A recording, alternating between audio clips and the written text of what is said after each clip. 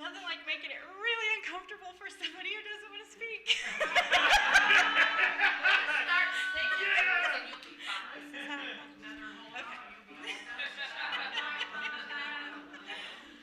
Okay, so this is what God delivered me from. I experienced physical and emotional abuse from a close family member as a child, teenager, and young adult. I got married for the first time at 21 to someone I thought was going to save me from my abuser. He did not save me. We had 2 beautiful children together, but he was emotionally abusive and manipulative and had multiple internet affairs over the years. The stress of realizing who I was married to and having babies caused my weight to skyrocket. My first husband left me after 10 years of marriage for someone else because, in his words, I had gained too much weight and he was no longer attracted to me. I got married for the second time to someone I'd known as a child. He made me feel beautiful and special, and he treated my kids well in the beginning. It was a sweet romance that felt like a fairy tale after what I'd been through. But after a few years of marriage, my whole world came crashing down. I found out I was pregnant with Emma at 35, and shortly after, his mask came off. He completely changed from the person I married, quit going to church, refused to work, was emotionally abusive, narcissistic, relapsed into drug addiction, and eventually became very threatening and then physically abusive. I spiraled into depression and weight gain, trying to care for a newborn, protect my 2 teenagers, figure out how to pay the bills, and be a godly wife to someone who wanted nothing to do with God. I tried to take back control of my life with one diet after another. At one point, he told me he didn't want me to lose weight because if you lose the weight, I'm afraid you'll realize you're too good for me and you'll leave me for someone else. And I was just floored. After the threats and physical abuse started, I was finally able to break free. Going through my second divorce, I had to really dig in deep with God and ask, why does this keep happening? The answer was pretty simple. I never asked God if I should marry either one of them. I was just trying to find someone who would love me and fill the void of what was left over from childhood trauma. But because I didn't let God be part of it, I ended up choosing mirror images of my abuser and thinking things just kept getting worse. If it weren't for my babies God blessed me with, I don't think I would have survived.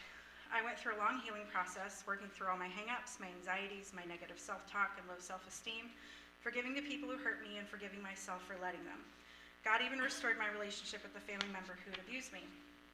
God showed me that I made poor choices in partners because I had such low self-esteem, and even though I was a born-again Christian, I kept expecting a man to come in and right all the wrongs of the person who hurt me. After God walked me through that healing, he brought me Fred, who has loved me perfectly for me from the start and allowed me to go deeper with God and experience the true revelation of who I am to God and how precious I am. Fred has put no expectations of a thinner body on me, no snide comments about what I was eating or not eating, nothing but love and acceptance of the woman God gave him. A friend recently commented when we were talking that for everything I had been through, I should have been addicted to drugs or alcohol, I should have been a serial dater, but I wasn't any of those things. She said I'd held fast to God and come out on top, and that statement just crushed me because it wasn't true. I was addicted. I was addicted to sugar. I didn't hold fast to God, I held fast to sugar.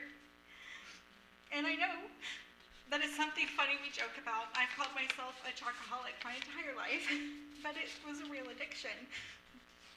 I spent a lot of time digging in with God once he revealed it to me, and I can see how it happened.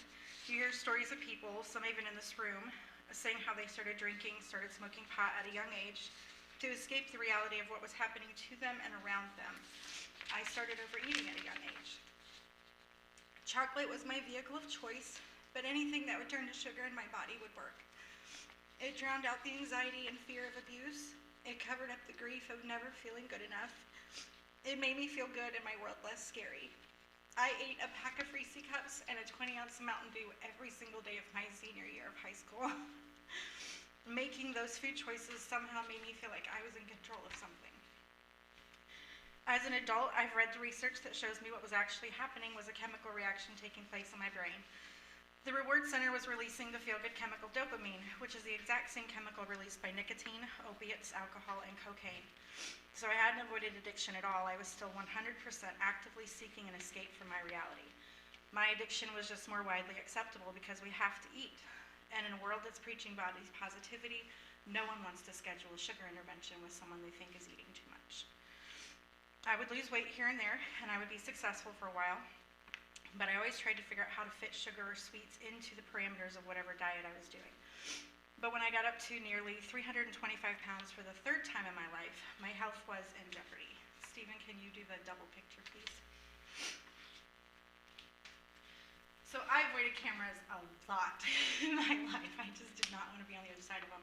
But in both these pictures are 10 years apart, and I weigh almost exactly the same weight. God had protected me and my body from the damage I was doing, from difficult pregnancies, from multiple hereditary diseases. But in 2018, I was diagnosed as diabetic. I was furious with myself. I knew I had several family members on both sides who were diabetic. I knew I was at risk. I knew what I was supposed to be doing to avoid this diagnosis, and I just could not break free of my addiction to make it happen. In 2019, I was approved and scheduled for gastric bypass. It felt like I had finally found the solution to my problem. But shortly before I was supposed to have the surgery, God told me to pull the plug, that wasn't the way for me. God showed me very, very clearly at that moment that sugar was the problem. And until I broke free from that addiction, nothing else was ever going to work. It was the first time I acknowledged sugar as an actual addiction and not just a bad thing I ate sometimes, well, most of the time. In 2020, I did a sugar fast. My body and mind were in complete shock, and I was under spiritual attack, and it was one of the hardest things I'd ever done. But I lost 24 pounds, and I stayed off sugar for 46 days. And by the end of it, I felt amazing. And then I went on my honeymoon and decided I'd been so good, I would just eat sugar in moderation and be fine and go back to no sugar when I got back home. And that did not happen. I went right back to doing what I'd been doing before. I would sneak food. I ate junk constantly. I would eat multiple portions and double up on meals when no one was looking. I hid food in my car. I ate alone a lot. And I was pretty good at hiding it for the most part, but the evidence always appears on my body. There's no way to hide that. When we came home from Kentucky last summer, I got back the family photos that we had taken while we were there, and I just cried. Can I show you the picture? I could not believe how much weight I had gained back again, almost back to my highest weight. I know how to work a diet, and every diet on the market wasn't strong enough to overcome my lack of willpower and help me be successful at losing weight because they didn't address the real problem. I started praying and digging in, asking God to show me how to be free, how to break the chains. He had delivered me from my past, from the feelings of rejection and baggage and emotional hurt, and I was so grateful. But I never learned how to be free of the coping mechanisms that I needed to survive. So every emotional up or down calls for food instead of Jesus. Happy days, celebrations, sad days, fights with my husbands, long nights with babies. You name it, it called for sugar in some form to get me through. I had prayed to lose weight before. I prayed for a taste for better and healthier foods. I prayed to replace my hunger with Jesus. But I had never prayed to be free from addiction. I didn't want to call myself an addict. I didn't want to face who I was and what I'd become and what it was doing to me. And I didn't want to face a future without sugar. I was still trying to figure out how long I could go without it before I was good enough to put it back in and control it. I remember complaining to Fred when we were driving one day that I was so unhappy with these photos and I couldn't believe how much weight I'd gained, and he said, then do something about it. Quit complaining and do something about it. He said, I love you the way you are, I married you the way you are, and I don't care, but if you're unhappy, do something. I was super offended, like really offended. I had been doing something. I was constantly on a diet of some sort and it wasn't working. Couldn't he see that? So I sat down with a little Debbie to ease my hurt feelings and took my frustrations with my very inconsiderate husband to Jesus. And he said, Jessi, you have to do something. And I fell apart. That started a month-long journey of doing devotions and Bible studies on overeating, food addiction, on any addiction I could get my hands on, trying to get my heart and mind on the same page. Admitting I had a problem and Jesus was the only cure. After a lot of prayer, God showed me the path he wanted me to start on, a complete and total detox of processed and inflammatory foods, sugars, and all sweeteners.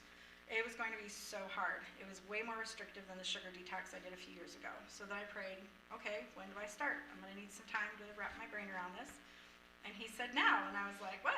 I'm sorry, I don't have the right groceries. I can't start now. I have church tomorrow. I was dealing with some pretty difficult and recurring shoulder pain at the time, and Fred asked Danny and Beth to pray for me. And Danny prayed for healing in my shoulder. And then he said, God, if there's anything in her life she needs to address, something she needs to work out with you, reveal it to her. And I knew exactly what that was. So I said, okay, fine, I hear you. And I started my new healthy path with nothing but scrambled eggs the next morning and ran to grocery store at lunch.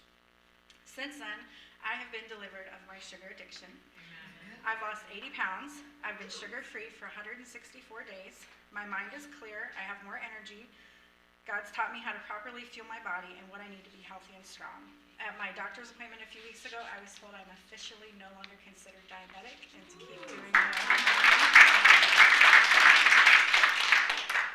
The scripture God gave me from the beginning that I have written down and I keep it with me is 1 Corinthians 6:12. All things are permitted for me, but not all things are of benefit.